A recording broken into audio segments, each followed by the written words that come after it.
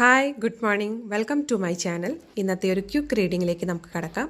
Universe ഇന്ന് നിങ്ങൾക്ക് നൽകുന്ന ഗൈഡൻസ് എന്താണ്, എന്തൊക്കെ കാര്യങ്ങൾ ഇന്ന് ശ്രദ്ധിക്കണം, എങ്ങനെയായിരിക്കും നിങ്ങളുടെ ഇന്നത്തെ ദിനം എന്നൊക്കെ അറിയാം.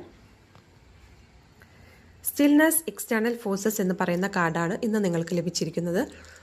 ഇന്നത്തെ ഒരു ദിനം വളരെ ശാന്തപൂർവവും വളരെ ചിന്തിച്ച് മുന്നോട്ട് നീങ്ങാനാണ് യൂണിവേഴ്സ് നിങ്ങൾക്ക് നൽകുന്ന നിർദ്ദേശം.